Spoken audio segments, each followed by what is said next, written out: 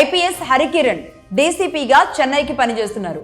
అలాగే ఐపీఎస్ రంజిత్ కుమార్ ఎస్పీగా చిత్రదుర్గ కర్ణాటకకు పనిచేస్తున్నారు. అలాగే ఐపీఎస్ గంగాధర్ గారు డిఐజీ చెన్నైకి జాయింట్ కమిషనర్ ఆఫ్ పోలీస్ గా పనిచేస్తున్నారు. ఐపీఎస్ రిత్విక్ సాయి తెలంగాణకి పనిచేస్తున్నారు. ఐఎఫ్ఎస్ ఎం కమల్ నాయుడు గారు శౌర్య చక్ర అందుకున్నారు నాన్ మిలిటరీ సర్వీసెస్ నుంచి. పివి రామేశ్వరరావు గారు chief commissioner of income tax department లో కూడా అనేక మంది కాపులు చాలా అత్యున్నత స్థాయిలో ఉన్నారు.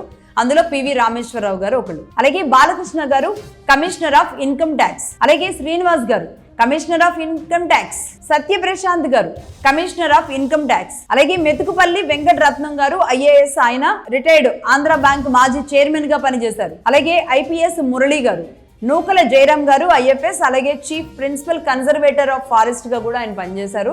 రైట్, ఇక ఐఎఫ్ఎస్ పి సచ్చిదానంద మూర్తి గారు, ఐఆర్ఎస్ సుబ్బారావు నాయుడు గారు ఇన్కమ్ ట్యాక్స్ కమిషనర్, ఈయన కూడా. ఐఏఎస్ ఎంజీవీకే భాను గారు, ఆయన retired chief secretary for Assam, అంటే సిఎస్గా అస్సాంకి ఆయన పనిచేశారు.